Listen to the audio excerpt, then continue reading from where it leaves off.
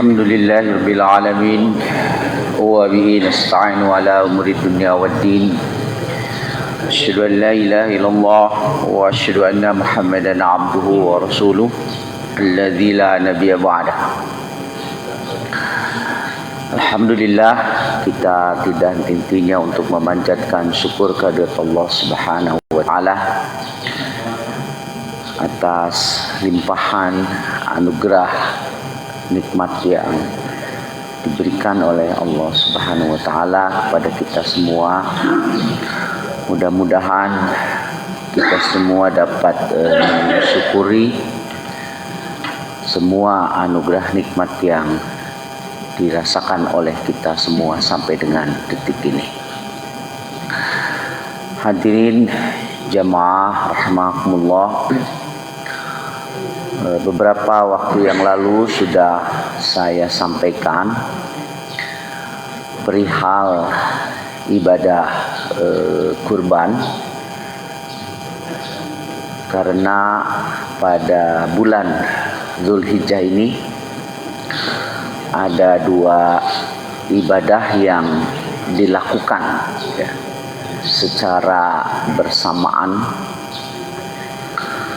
yaitu ibadah kurban dan ibadah haji.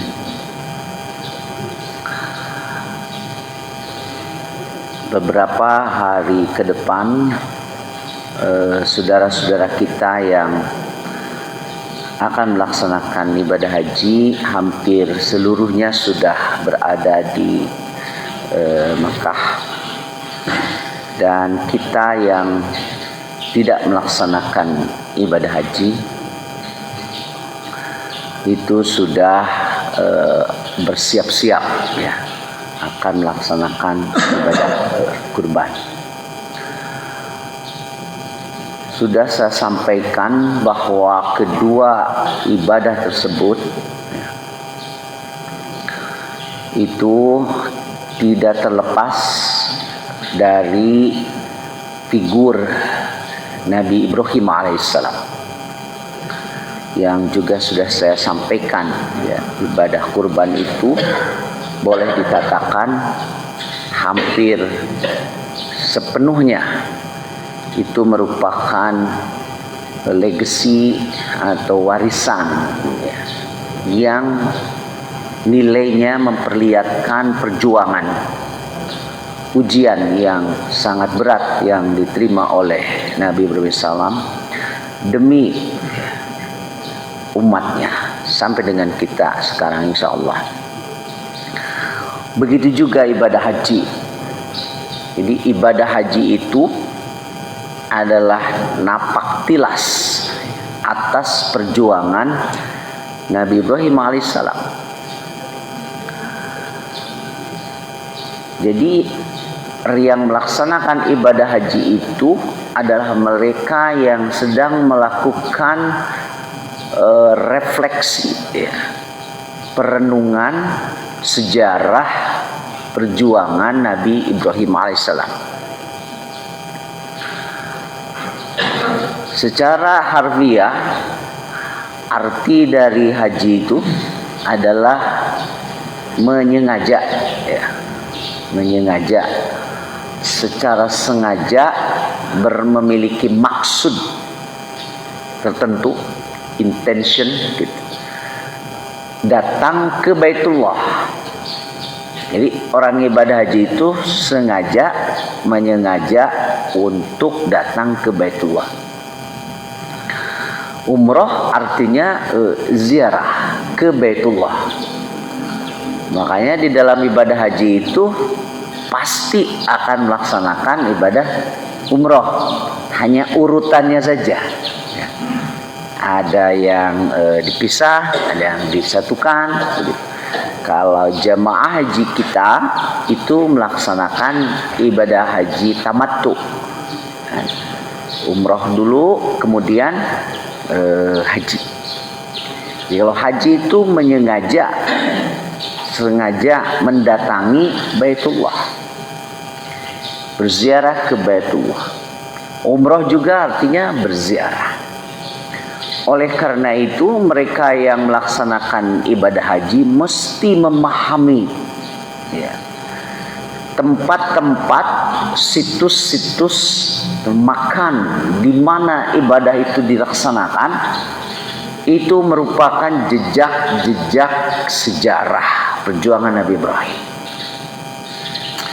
Makanya ibadah haji itu adalah ibadah yang sudah ditentukan mikotnya, baik mikot zamani, waktunya kan tidak sembarang, tentunya pada bulan Dzulhijjah, dimulai pada tanggal 8, pada tanggal 8 Dzulhijjah dimulainya, itu dengan sebut hari tarwiyah, yaumut tarwiyah.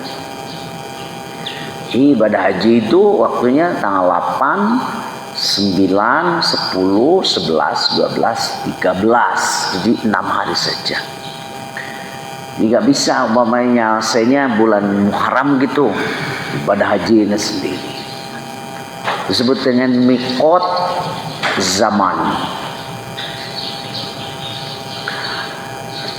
Ya, sholat kan juga ada mikot zamannya. Sholat subuh tadi, ini jam berapa tadi? Sholat subuh kita masuk waktu subuhnya 4.35 berarti ya, subuh.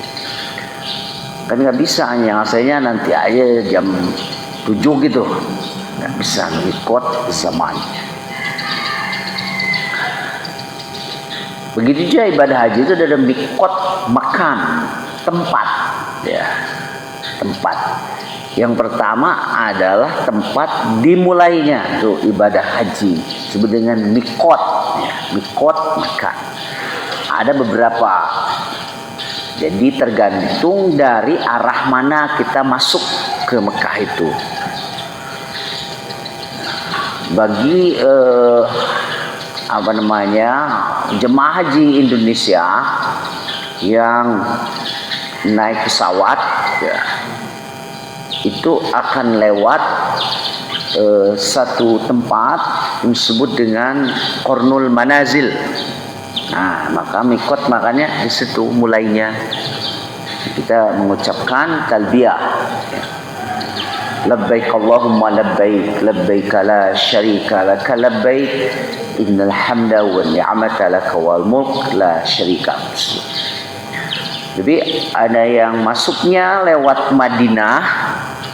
Nah, maka Rasulullah menentukan mikotnya itu di satu tempat yang disebut dengan Bir Ali. Jadi ini Rasulullah sudah menetapkan ya, mengantisipasi, karena ibadah haji itu akan diikuti oleh seluruh umat Islam. Tempatnya satu sama, tapi mereka akan datang dari arah yang berbeda. Nah, maka ada kalau yang lewat laut, maka mikotnya satu tempat namanya ya Lamlam, gitu ya. Ada yang Zuhfah, karena datang dari berbagai. Jadi gak bisa saya mikotnya mau di Jakarta, guys. Ya nggak bisa. Kecuali kalau ada kita berpakaian ihram di situ, persiapan saja. Sebetulnya bukan mikotnya di Bandara Soekarno-Hatta, itu persiapan saja. Nah, tapi mikot itu akan dilakukan yang sudah ditempatkan oleh Rasulullah, di mana kita lewat salah satu tempat itu. Nah, begitu juga tempat di mana kita melaksanakan ibadah haji. Maka urutan ibadah haji itu, begitu kita sampai, kita sudah berihlal haji ya, dengan ihlal umrah dulu. Ihlal umrah, labbaik Allahumma umratan. Maka yang pertama kali setelah kita memulai sebut dengan mikot makan yang tadi, maka kita melaksanakan tawaf kudum. Di mana itu? Di Baitullah. Ya, di situ ada Nabi Ibrahim alaihissalam.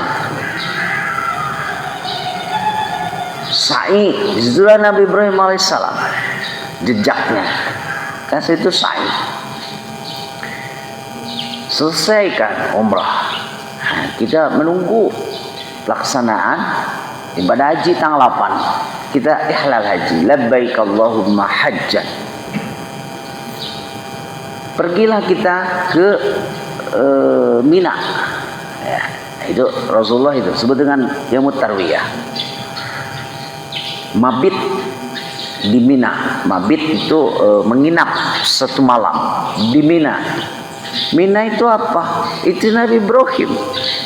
Tempat beliau melaksanakan perintah Allah Subhanahu wa taala mengorbankan putranya. Itu yang sudah kita bahas betulnya yang lalu di Mina. Di Mina. Tanggal 8. Besoknya tanggal 9 ya, kita ke Arafah, wukuf. Kemudian sorenya habis maghrib ke Muzdalifah, dan Rasulullah tidak sholat maghrib di Arafah. Bahkan Rasul ketika ditanya oleh para sahabat, Rasul kita sholat sini enggak, nanti di sana. Ya, Rasulullah sholat maghrib dan isyanya di Muzdalifah. Jadi itu Nabi Ibrahim itu semua. Nah, makanya bagi yang melaksanakan ibadah haji itu harus memahami manasik secara utuh, dalam pengertian kita berefleksi atas perjuangan Nabi Ibrahim alaihissalam. Jadi kalau kita melaksanakan ibadah haji dengan hanya pemahaman kita itu kaifiat, tata cara, ritualnya, tawaf 7 keliling, ini sa'i juga 7 begitu, melontar jumrah di situ juga dengan batu, maka kita akan kering, tidak memahami.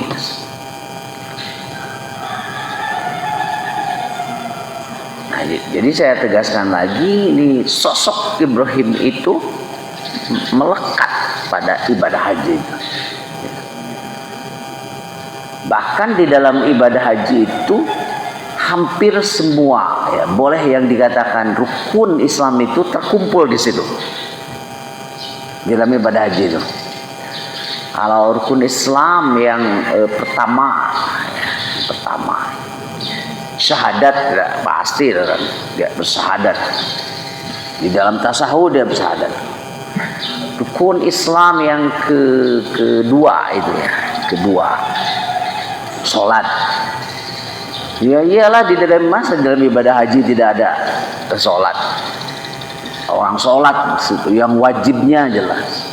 Bahkan ada sholat yang khusus melekat dalam pelaksanaan ibadah haji. Itu sholat 2 rakaat di maqam Ibrahim. Ya, sholatnya 2 rakaat, bacaan surah selain surah Al-Fatihahnya ditentukan di situ. Sholat. Yang ketiga zakat, dalam artian kita mengeluarkan harta. Ya, itu di dalam haji kan ada kalau melanggar kan ada damnya situ. Ya. Yang jelas kalau kita di situ ada perintah untuk menyembelih, sebut dengan hadyu tuh bagi yang tamattu itu. Ya. Dan ya rukun Islam yang keempat saum kan, kita mengeluarkan. Kalau karena sesuatu kita tidak bisa menyembelih karena umpamanya hewannya sudah habis atau perbekalan kita habis, maka diganti dengan saum 10 hari. 3 hari ketika kita berada di Mekah dan 7 hari kita sudah pulang. Jadi kalau orang melaksanakan ibadah haji itu, semua ibadah dalam rukun Islam itu terkumpul tuh di situ. Berbeda kalau kita melaksanakan ibadah sholat. Apakah orang yang sholat harus ada menyembelih? Wah, kayaknya bangkrut kita. Ya, satu hari 5 kali kita di situ. Tidak mungkin, karena Allah Subhanahu wa taala itu akan menetapkan kewajiban ibadah kepada kita yang sesuai dengan fitrah. Tidak akan ada peribadahan yang menyebabkan manusia itu menjadi menderita. Semuanya juga illa wus'aha, yang sesuai dengan kapasitas kita.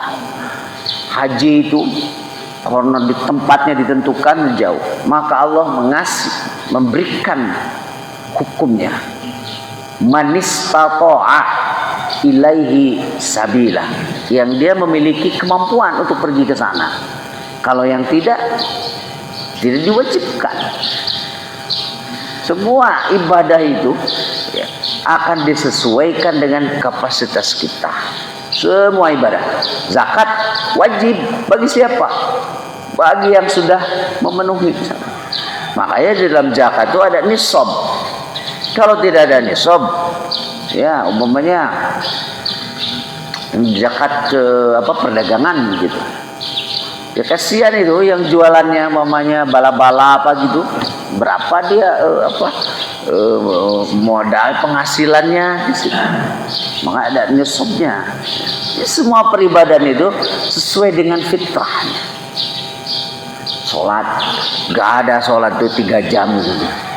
Nggak ada. Jadi sholat subuh kita juga dari mulai qobla subuhnya bersamanya paling habis berapa? Setengah jam gitu ya, maksimal gitu. Sesuai dengan kemampuan kita. Nah, makanya rukun ibadah haji itu boleh dikatakan penyempurna gitu dari semua kan, karena berkumpul di situ dari ibadah haji itu. Sehingga mungkin logikanya bisa dikatakan kalau orang sudah melaksanakan ibadah haji itu, syahadatnya sudah benar, sholatnya sudah benar, begitu, zakatnya sudah benar, saumnya sudah benar, karena dalam ibadah haji terkumpul. Jadi gak bisa kalau orang ibadah haji dia sholatnya juga baru tahu pada saat itu, amak-amakan tuh nantinya. Apalagi kan dia tidak paham yang saya katakan tadi,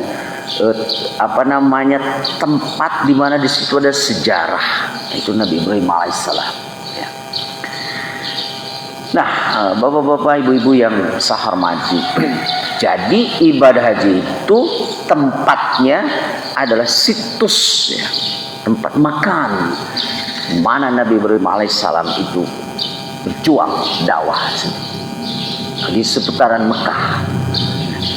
Sekarang suka disingkat Al-Munaz katanya, di sekitar ya Mekah, Arafah, Mina, Musdalifah, sekitar itu. Adapun Madinah itu tidak terkait langsung dengan ibadah haji. Madinah itu, jadi kesana hanya ziarah ke makam Rasulullah SAW dan sholat di Masjid Nabawi. Kalau Madinah itu, jadi kalau istirahat sarua ke Mekah ke Madinah lain ke atau ibadah haji, namun ke Madinah mah itu sebetulnya ungkapan itu aja gitu. Hari ke Bandung teh meuli naonnya di Bandung teh. Ya mau teka gedung sate mah seru aja kayak begitulah gitu. Tapi kalau dengan kaitan ibadahnya tidak ada kaitan. Jadi ketika Rasulullah itu ke Madinah, itu beliau pulang ke Madinah itu. Pulang, itu tidak ada kaitannya. Nah tadi saya katakan ibadah haji itu di Mekah. Dan setelah Nabi Ibrahim SAW, ibadah haji adalah menyengaja mengunjungi berziarah ke Baitullah.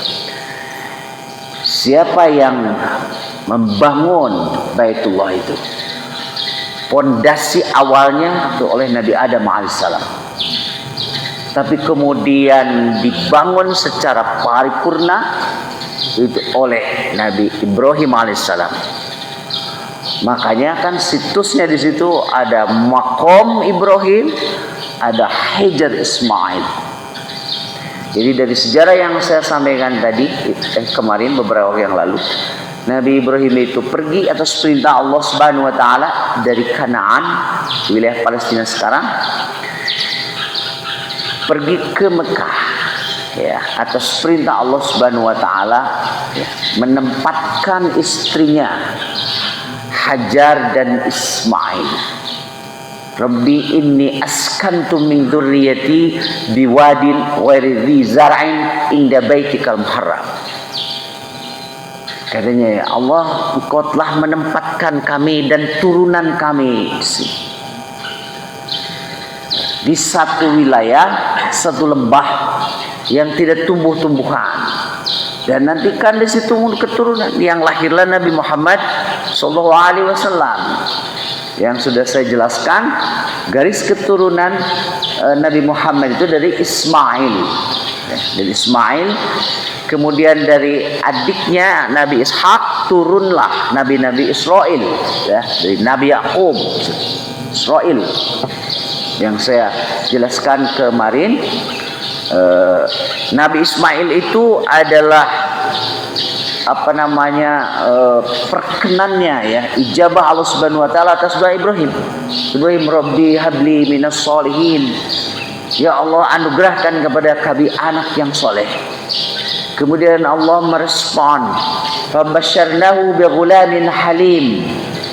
Maka kami memberikan kabar gembira kepada engkau Ibrahim dengan diberi turunan yang sabar, yaitu Ismail. Makanya kata yang mempelajari bahasa Ibrani ini, Ismail itu artinya Tuhan mendengar doanya.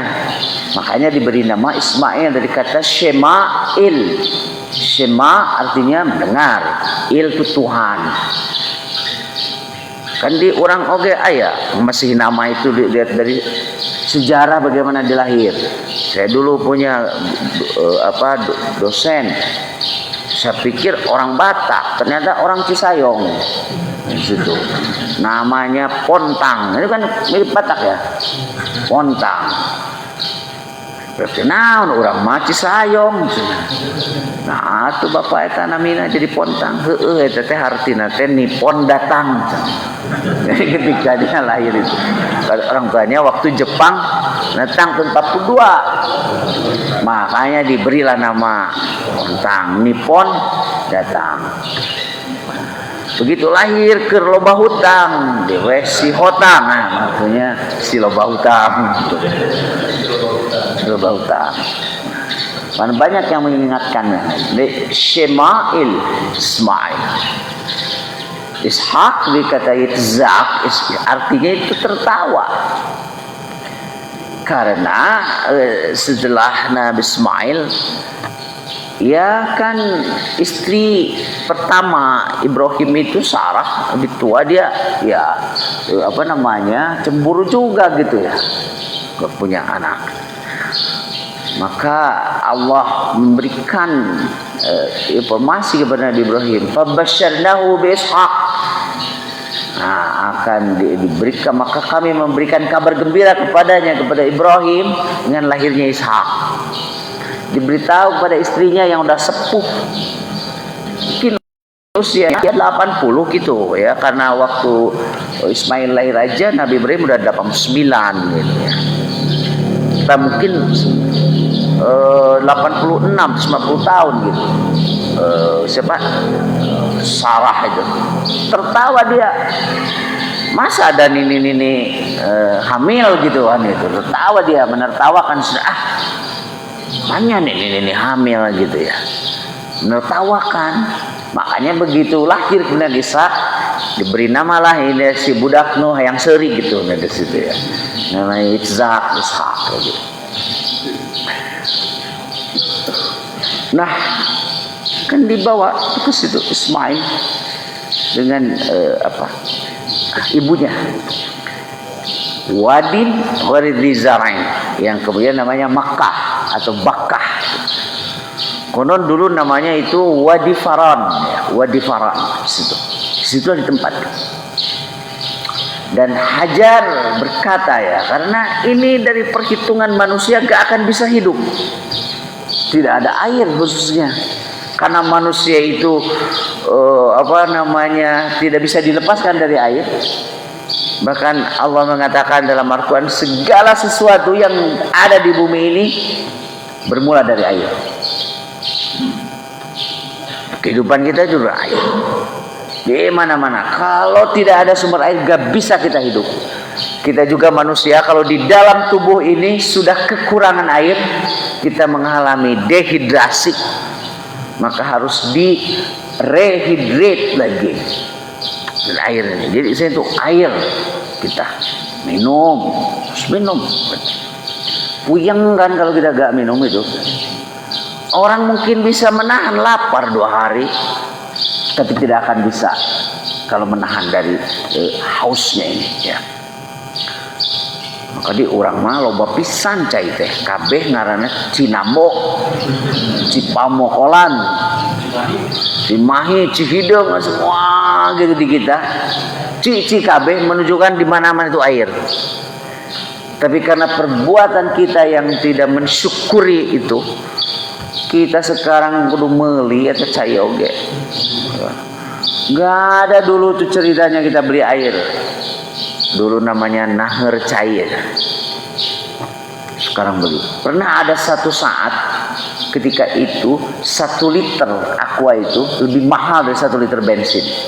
Ketika belum naik seperti sekarang. Dulu itu. Kalau dulu waktu makmur saya main ke Galunggung jalan, gak pernah bawa bekal, uang apalagi air. Ya udah kalau haus, assalamualaikum pada nyongken cai, langsung dikasih mangacan, bawa di tekonya itu, disuguhan deh. Kan gitu nang kampung tak karasan kamari cenah ieu ngabedahkeun. Makan we kita. Coba sekarang minta air di situ, dia akan menunjukkan, oh itu aqua di warung segitu. Ada. Ya, karena mahal sekarang kita ya. Coba dia. Nah saya berbincang beberapa waktu lalu dengan Dirut PDAM. Ini. Itu yang baru dilayani oleh PDAM itu baru 25%. Sangat sedikit sekali. Dan baru selesaikan pembangunan yang sumber airnya di wilayah Gede Bage ini, itu intinya dari Cikalong. Jadi sekarang akan dibuat pipa, akan mengambil katanya dari Saguling. Yang Saguling ya kan sini, yang Saguling. Jadi sekarang susahnya kan kalau udah bikin pipa-pipanya itu gampang, tapi airnya dari mana? Semua sungai yang di Kota Bandung kering kalau kemarau. Kalau urusan yang kotor-kotor itu dengan teknologi bisanya itu. Tapi Cidurian saat Cinaon deui di urang nya. Cinambo saat. Jika punung-punung di baheula eta. Udah lama ini di situ ya, saat. Padahal dulu itu ketika alam itu masih bersahabat dengan kita. Semua Dandels ketika datang pertama kali yang kemudian jadi ibu kota itu di situ, dia pakai rakit dari sungai Cikapundung itu dan dia berhenti di situ, maka dia menancapkan kan, nanti ketika aku datang harus sudah dibangun kota di situ, maka jadi kilometer 0 yang sekarang ada kantor PU depannya gedung keuangan. Naik rakit tuh Dandels di situ. Dan dipindahkanlah ibu kota dari Dayakolot ke situ. Dari Dayakolot. Naik rakit, akhirnya naik rakit Cikapundung mau maju. Nggak ada itunya. Begitu ya. Makanya di kita namanya sampai ke Cilacap. Cilacap. Nanti tol baru itu disebut dengan Getacap. Gede Bage, Tasik, Cilacap. Ya, jadi nanti ke Tasik itu sejam, ke Pangandaran 2 jam, ke Garut setengah jam. Cik itu semua. Ayah nama cahaya. Semua itu. Cibiru ini ya. Air. Nah, itu Hajar bertanya karena gak akan bisa hidup di situ. Pertanyaannya, apakah ini perintah dari Allah Subhanahu wa taala? Kata Ibrahim, iya. Nah, itu karena Hajar itu didikan dari suaminya. Bahwa kalau Allah sudah memerintahkan, tidak akan pernah makhluknya yang melaksanakan perintah Allah Subhanahu wa taala itu akan hidup menderita di situ. Ya sudah, pergilah Ibrahim. Nah, situlah kan di sejarah ibadah haji itu. Di situ ya. Nah, maka berjuanglah kan, berjuang. Dan perjuangan Hajar mencari air itu situsnya yang sekarang sebut dengan Mas'a. Tempat sa'i. Sa'a artinya perjuangan. Mencari kehidupan, ya, maisha. Makanya Allah mengatakan, "Alaisa lil insani illa ma sa'a." Eksistensi manusia itu, kualitas kehidupan kita yang nanti akan membedakan satu dengan yang lainnya tergantung sa'anya. Tergantung bagaimana dia upayanya, effortnya. Lamun nu gawena morongkol, sare gitu ya, hardolin, ya udah segitu. Deket karena penyakit. Yang hardolin gitu mah kan deket penyakit, gak ada gerak gitu dia. Jadi maut. Wah, tapi kalau kita saanya itu penuh dinamika aktivitas gitu. Panjang umur. Ciri jelema sehat kan itu dia. Ciri jelema gering cicing ini nggak ada tuh nu gering teh. Wah turun naik kita mah sehat ya. Begitu kan? Nggak ada orang sakit itu turun naik gitu.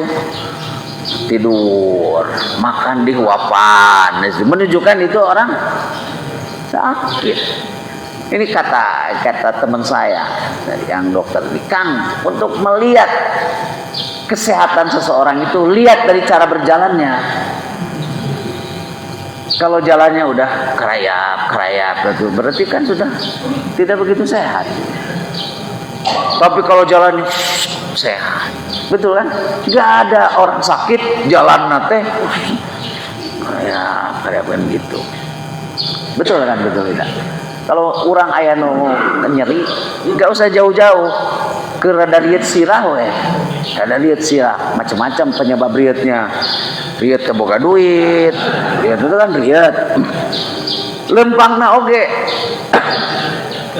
tidak optimis, tungkul kayak gitu. Iya nate naon berkerut. Kalau mun keur aya kapusing. Tapi lamun keur bungah guligah, ancam jalannya. Oke, jadi 13 bulan ini ya. Udah diterima. Kok saya belum? Udah ya? Nanti saya cek nih habis ini nih. Karena memang nggak pernah lihat ini pokoknya. Pak, kalau pensiunan kan nggak ada kerja lain kecuali lihat gaji ini dia. Nah, kalau itu kan optimis tuh jalannya itu. Nah, maka berusaha ajar itu. Karena itulah dihadirkannya kita usahanya. Dia cari. Dan Hajar pun yakin gak akan ditemukan air di situ itu. Karena tidak ada pohon-pohonan dan lain sebagainya. Tapi beliau itu melaksanakan apa yang diperintahkan oleh Allah Subhanahu wa taala. Kalian itu berusaha tugasnya, kami yang menentukan. Di tugas kita itu bukan menentukan dalam hidup ini, kita ikhtiar. Kita sakit, berobat itu ikhtiar kita. Kan begitu. Seminimal-minimalnya, sejelek-jeleknya orang yang berikhtiar, dia akan mendapatkan sesuatu. sehebat-hebatnya orang yang tidak berikhtiar, moal menang nanaon lah gitu, nggak akan ada ikhtiar. Jalan terus, sofa marwah. Nah dulu, kalau sekarang mah kan enak, dulu tuh kan bukit batu tuh sofa, panas. Itu kan Mekah itu salah satu kota terpanas juga. Jalan itu sekitar 750 meter. Jalan. Ketemu air nggak ada. Ya memang nggak akan ada di situ. Tapi ikhtiar maksimal. Ismail sudah kepayahan. Tapi ketika ikhtiar maksimal sudah dilakukan oleh ibunya Siti Hajar, maka Allah mengeluarkan air di tempat. Nah, di tempat tuh bayi Ismail tuh disimpan. Makanya sekarang sebut dengan sumur Zam-Zam itu kan lokasinya bukan di Mas'a, nah, tapi dari dekat Ka'bah ada situ. Ke kanan. Itu juga sebuah pesan dari Allah Subhanahu wa taala, pesan kesejarahannya. Kalau si sumur Zam-Zam itu keluarnya di Mas'a, di Sofa atau di Marwah, maka sejarah mengatakan wanita besi ini begitu. Tapi itu pesannya, tugas kamu itu ikhtiar. Ikhtiarnya mah di Mas'a, keluar dari dia. Maka itulah dalam ikhtiar kita jangan menentukan. Biar Allah yang menentukan itu. Maka kita akan ikhlas dan syukur menerimanya. Nah seringkali kita berikhtiar itu tidak syukur menerimanya karena kita sudah menentukan. Jadi kita berikhtiar tapi kudu nukitu hasilnya, kudu didinya hasilnya. Nah itu yang menyebabkan kita kurang ikhlas. Kita pernah, ya Allah, berikanlah kepada kami mobil terbaru harganya 1,7 miliar itu gitu kan ya. Ternyata kita dapatnya cuma mobil second. Kan jadi tidak ikhlas kita kan menerimanya. Padahal Allah Subhanahu wa taala sudah mengukur. Ini kalau dikasih mobil yang ini, satu dia sombong.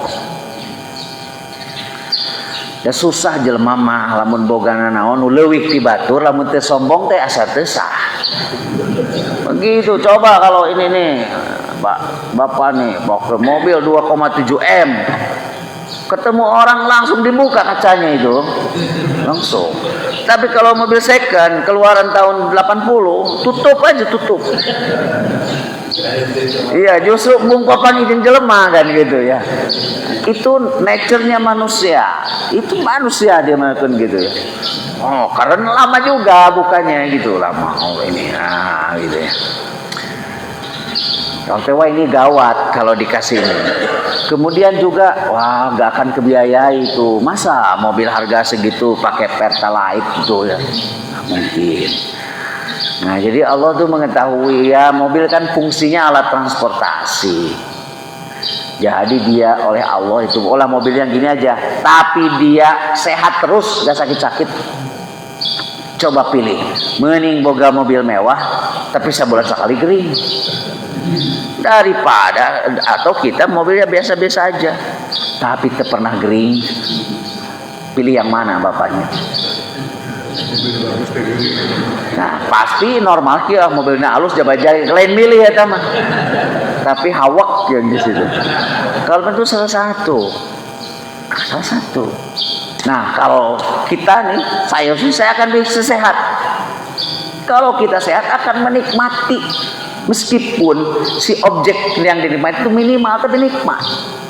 Ayeuna urang sagala boga duit boga ieu rek dahar naon wae bisa kabeli tapi gering. Am ieu pahit. Tapi sehat. Makan apapun kalau sehat mah nikmat.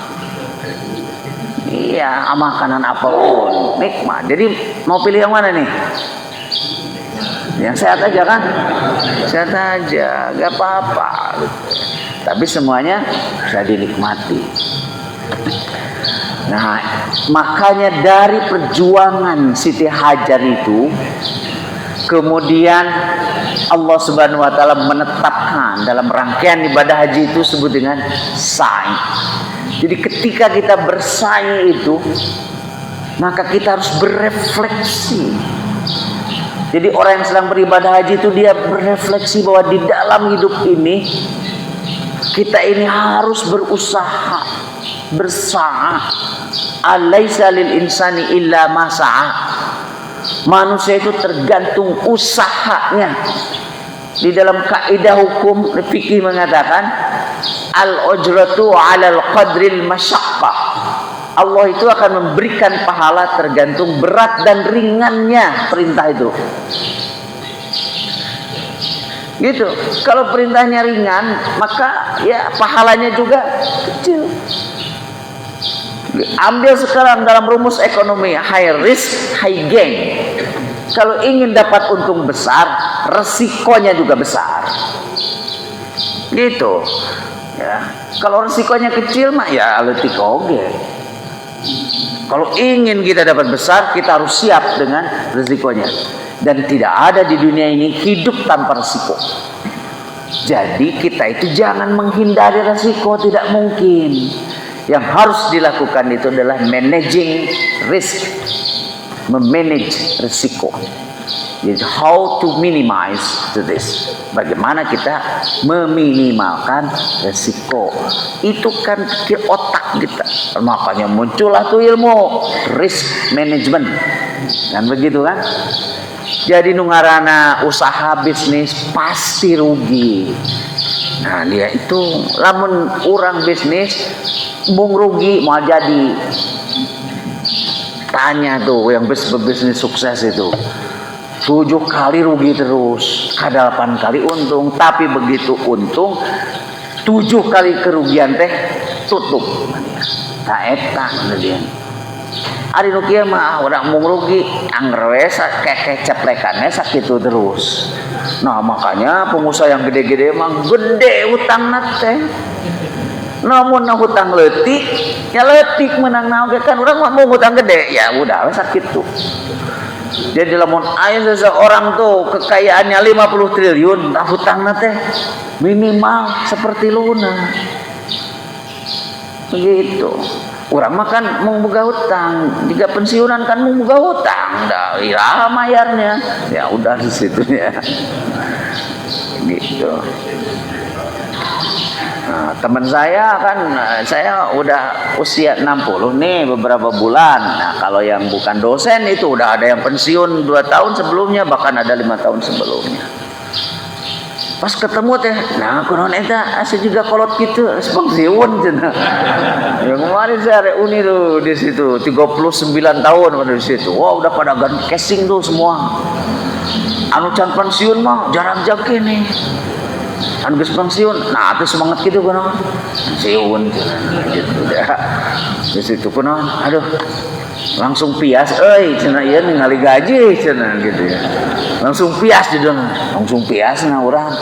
Geus ayeuna mah ulah mikir ada tinggalian rekening mah. Geus pensiun anu penting ulin we jalan aja di situ. Itulah ibadah haji. Jadi ketika ibadah itu kan penyempurna ya dari ibadah-ibadah yang lain. Maka penting sekali itu dalam manasik itu bukan hanya kita memahami 7 balikannya di situ. Disitulah Siti Hajar sah di situ. Ya. Nah kemudian kan sebelum itu kita tawaf. Itu juga Nabi Ibrahim alaihissalam. Bagaimana Nabi Ibrahim alaihissalam itu berjuang ya, menetapkan di situ satu situs yang akan menurunkan peradaban Nabi Ibrahim alaihissalam. Nah maka kan Nabi Ibrahim ketika sudah menempatkan itu dia pulang lagi ke Kanaan. Tapi dia nengok tuh terus, nengok kan balik.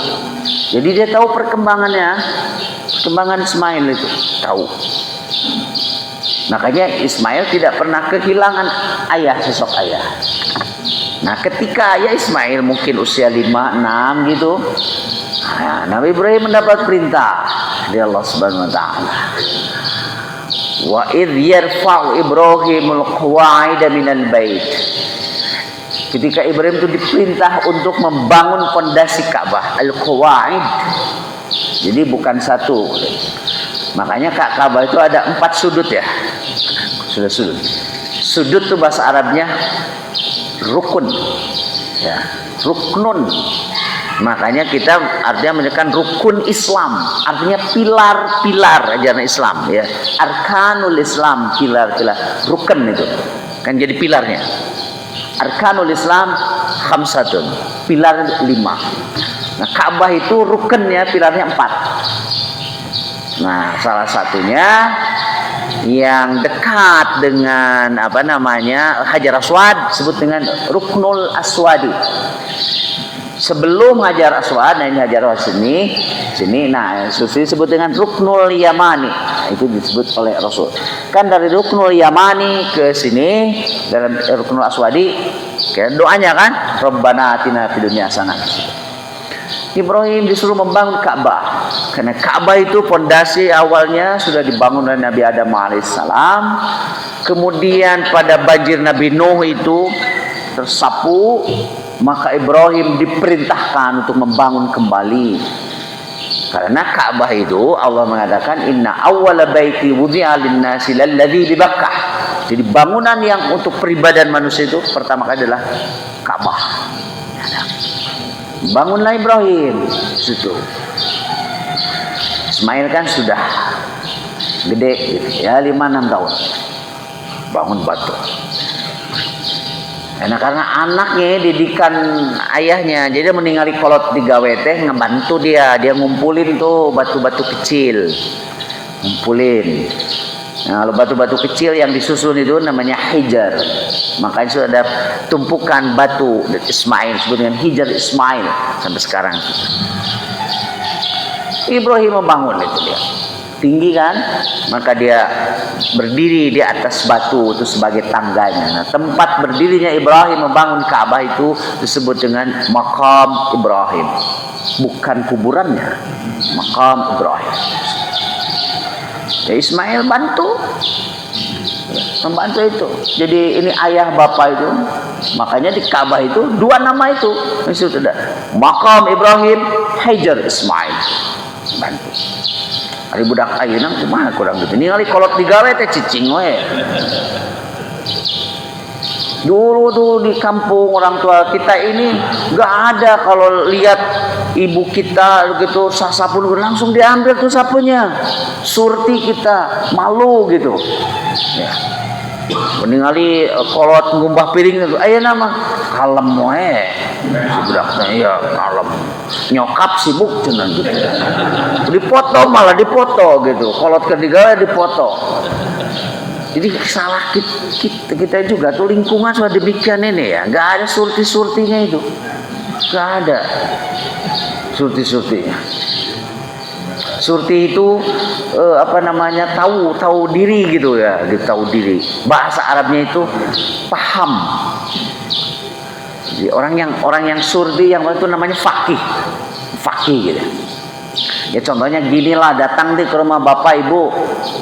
Sudah teman kita, ngobrol lama gitu, saya balik, terek minjem duit, Jadi kita harus paham, ini udah 3 jam nih terus ngobrol gitu, kan dia gimana tuh, itu cirinya teman kita itu mau pinjem duit.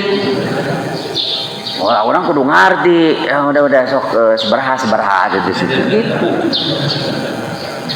Mulai ya mah ngerti mah 3 jam itu jam 7 sampai jam 10. Ya geus beak kopi 5 gelas di situ terus. Nah, tapi orang teh kalau ngobrol gitu. Teu ngarti eta teh rek minjem duit. Orang kasih gitu ya. Ya kalau namu kan paling 5 sampai dengan setengah jam gitu ya namu. Tapi lamun geus 3 jam mah surti kita ini pasti ada keperluan gitu. Langsung ada keperluan apa? Bunga eta teh disebut gitu teh.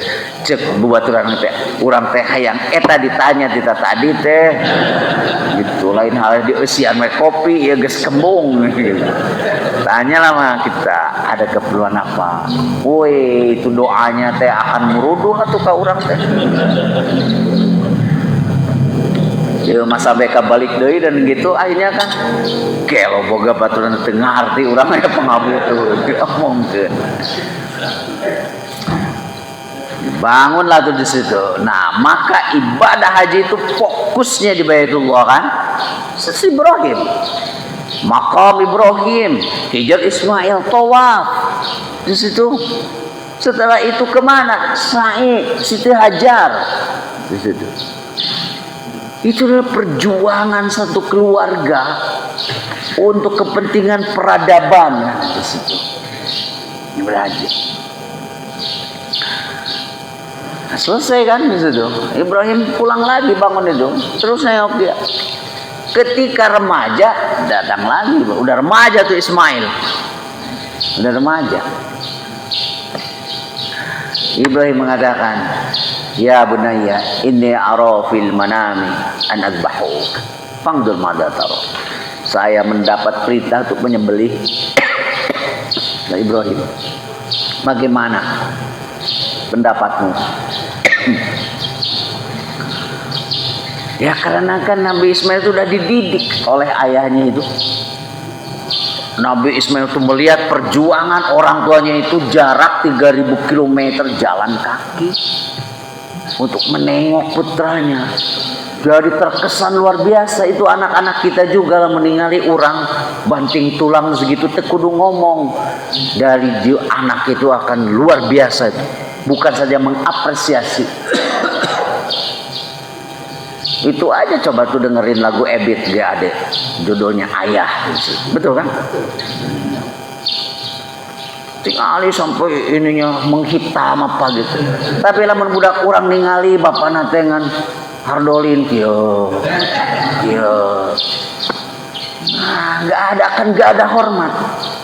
Nggak perlu orang tua tuh mengajar gini, kudu hormat ke kolot, bukan itu mas. Kok dipaksa untuk di situ? Tapi kita memperlihatkan kan, supaya orang di proyek 3000 km. Ini perjuangan luar biasa. Makanya begitu mengatakan ayahnya itu, anakku sayang itu, maka panggilan juga ya bunda ya. Jadi sebuah panggilan yang refleksi gitu, sayang yang susah untuk diungkapkan. Tapi respon kan dari Ismail kepada ayahnya, panggilannya ya abati, my beloved father. My beloved father, ya abati, if'al, kerjakan saja sekarang katanya. Sembelih saya itu perintah Allah. Satajiduni insyaallah minas sabirin. Saya yakin ayah akan mendapati anakmu ini orang-orang yang sabar. Makanya diceritakan ikatan Ibrahim nih kurang kuat nih, katanya ikatkan supaya gak merontang gitu. Itu pisaunya dipertajam lagi kata dia. Dibawalah itu ke kawasan yang sekarang tuh Mina ya. Makanya di Mina itu adalah sebetulnya ada manhar di situ. Manhar itu tempat penyembelihan. Jadi sekarang jemaah haji yang menyembelih hadiunya itu di Mina, tidak di Mekah, tidak di Muzdalifah, tidak di Arafah. Kenapa? Berefleksi atas pengorbanan Ibrahim. Di situ. Manhar dibawa ke situ. Kan digoda tuh Ibrahim sama setan itu. Mulai Ibrahim lempar aja tuh di situnya. Setan, maka jadilah tuh lempar jumroh. Tuh. Lempar jumroh. Jadi ibadah haji itu simbolik betul bagi mereka yang tidak memahami sejarah di balik simbol itu. Kumaha ibadah haji teh capek gitu ya. Capek aing kajat-jat duit gitu, gawat kan ada situ. Tidak memahami kan simbol di balik itu. Nah, benar Ibrahim. Begitu udah siap kan? Nah, ini udah siap, akan itu udah udah diinikan ke pahanya gitu ya di situ.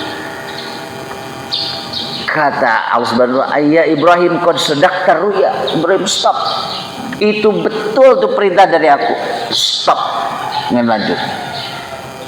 kamu itu hadza bala'um mubin, ini ujian yang luar biasa. Bala'um mubin itu kan kita semua diuji oleh Allah Subhanahu wa taala kita ini.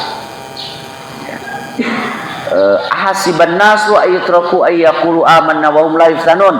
Apakah kalian akan dibiarkan mengklaim beriman padahal belum diuji oleh Allah Subhanahu wa taala? Walaqad fatanna alladziina min qablihim fala ya'lamanna Allahu alladziina shadaqu wa la ya'lamanna al-kadzibin. Aku sudah menguji orang-orang sebelum kalian, dan dari ujian itu diketahui mana yang imannya betul, mana yang imannya palsu. Diuji. Nah, diuji. Testing itu namanya. Testing. Nah, Allah tuh yang menetapkan yang sebagai testernya itu kan, tester. Testing. Emas kan di testing itu, emas. Kalau emas mah di testingnya diuji, dibakar. Caranya apa testing? Dibakar emas itu. Kalau emas asli ketika dibakar itu marrat dia, memerah. Seolah emas itu mengatakan inilah aku. Ketika diuji yang lain melempem gitu. Itu ada emas tuh di situ. Wa in wuzinat, kemudian ditimbang tuh emas, timbangannya berkurang. Gak berkurang. Kalau besi dibakar, bukannya memerah itu dia, di hidung di situ besi. Nah, orang yang beriman itu ketika diuji seperti emas dia kan ini, dia bukan melenoi gitu di situ ya, melenoi juga, melenoi.